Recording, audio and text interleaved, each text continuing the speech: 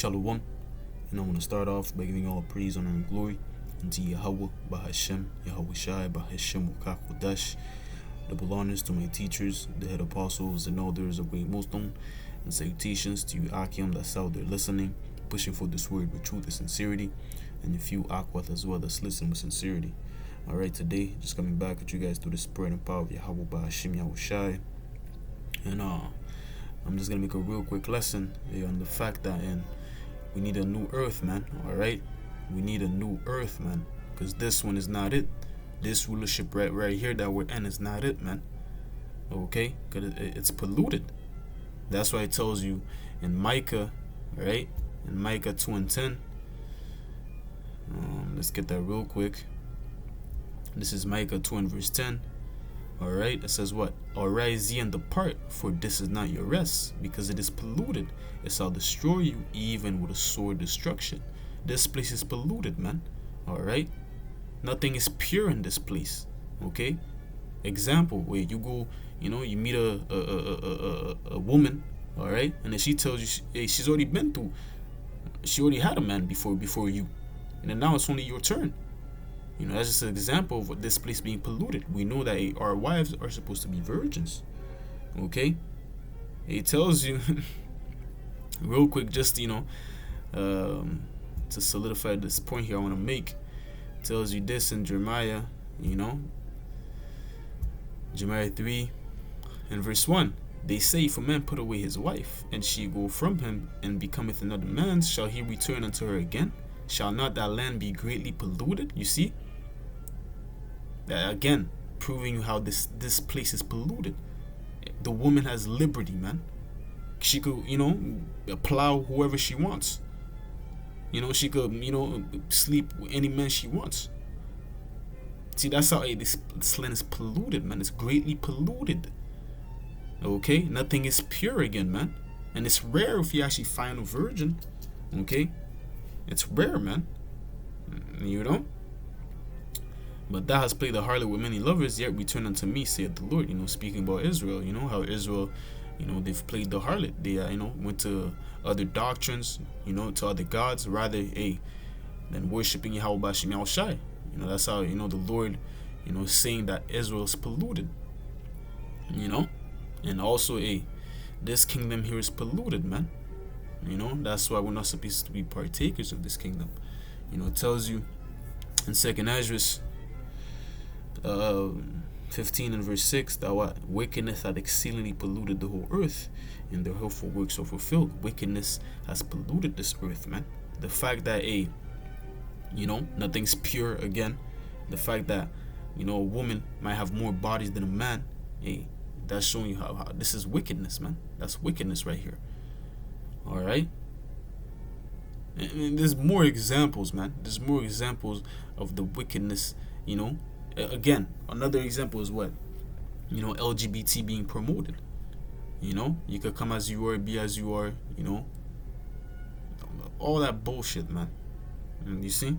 That's the, that wickedness engulfing the whole earth. And who's responsible for that? Esau, Edom, man. Okay, he's the one that's establishing these different laws, to promote these creatures, these things. Esau's responsible for that, man. For giving the woman liberty. You see, Esau's responsible, man. And also the GMO foods. Who's responsible for that? Esau, man. That's the wickedness, polluting the whole earth, man. Alright, and that's why we need a new one. We need a new heaven and a new earth, where righteousness is going to dwell. You see? This is 2 Peter 3 and verse 13. Nevertheless, we, according to his promise, look for new heavens and a new earth, wherein dwelleth righteousness. That's what we're looking forward to, man. A new heaven and a new earth. And if I'm not mistaken, that word new was into kainos, okay? Which is in the Greek, which means what? Renewed. Okay? Of course, this earth here is not gonna destroy. It's not gonna be destroyed. It's just gonna be renewed, man. All right. And how is it gonna be renewed? By that fire. Okay, that's how it's gonna be renewed, by those nuclear fire and those lasers from the chariot. And also, fire is what? A cleansing agent. You see? Now let's go up in the chapter, 2 Peter 3 and verse 7. Okay, but the heavens and the earth, which are now by the same word, you know what, let's start at 6. Whereby the world that was then being overflowed with water perish. Okay, the old world was what? In the time of Noah. You see, when Noah prophesied for like 120 years, if I'm not mistaken, and then the flood came, and then what? That's how the old world was perished by water, and 8 souls were saved. You know, Noah and his house. All right, verse 7. But the heavens and the earth, which are now by the same word, are kept in store, reserved unto fire. You see, unto fire. Again, fire is what? A cleansing agent. You see, that's why, hey, how do you purify gold, silver, you know, any type of metal? By fire. You see, it's that cleansing agent to purge out that dross. And right now, the earth has a lot of dross in it. That's why the fire is gonna come, you know, to cleanse that, you know, to take out that dross. All right, reserved unto fire against the day of judgment and perdition of ungodly men. You know, especially that fire is for who? That ungodly man, which is who? Esau, Edom, because he's ungodly. All right, he doesn't worship the Heavenly Father. He doesn't establish the law, statutes, and commandments. All right, that's how the Lord's gonna take out his kingdom, man, by that fire, man. Okay, because what he said, oh, no, there's no knowledge in the Most High. You know, he doesn't establish the laws. You know what? Matter of fact, since I said that, let's get to Isaiah 26, all right, in verse 10. And it reads, let favor be shown to the wicked. All right, favor is being shown to the wicked right now, because why? He's in rulership. You see, Job 9 and 24.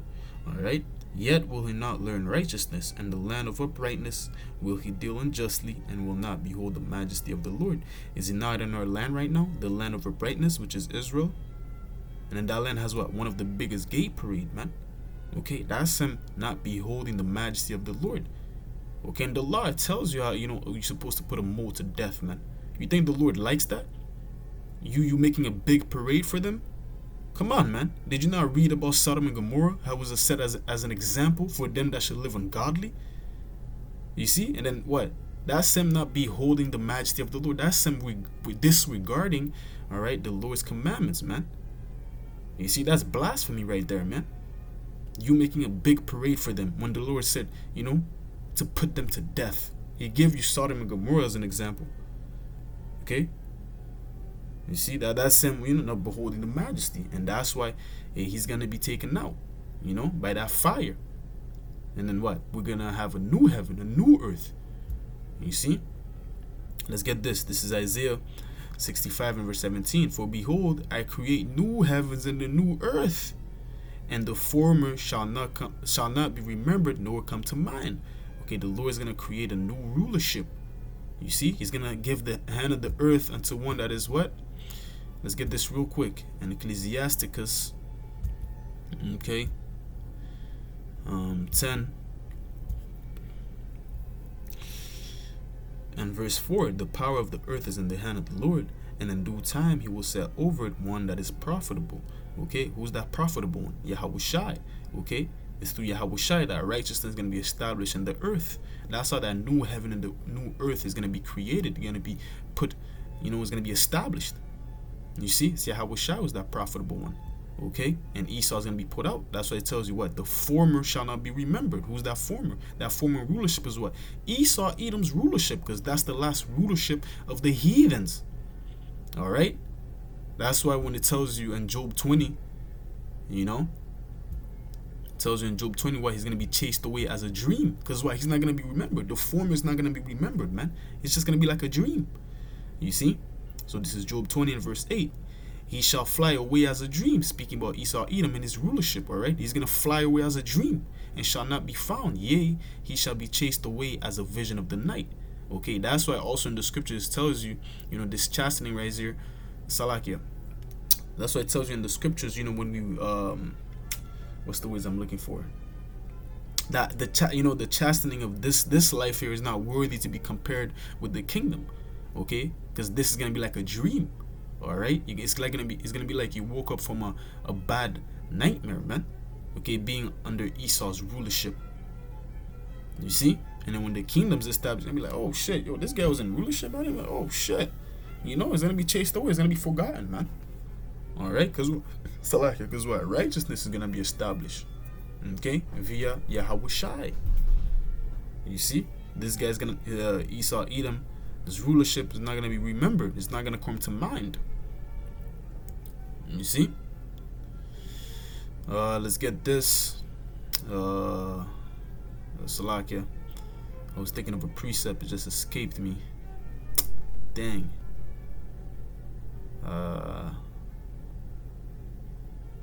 What was I about to get? Salakia, man. I forgot the precept. But let's get this real quick in Obadiah. Alright. Where is it at? Salak. Yeah, this is Obadiah 1. Okay, because also ultimately, you know, Esau Edom, you know, he's gonna be exterminated. Okay, that's also one more reason that why he's gonna be forgotten. That's why the former is not gonna come into mind. Because you know, after 1,000 years, this guy's gonna be exterminated, man. Okay, and it's funny because what, he's been trying to exterminate us. You know, Israel. He's been trying to. You know, Psalms 83. You know, tells you the counsel of the heathen of how what they try to, you know, blot out the Lord's people.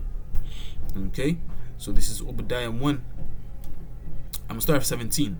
But upon Zion shall be deliverance. Okay, Zion being Israel. There's gonna be deliverance what for Israel.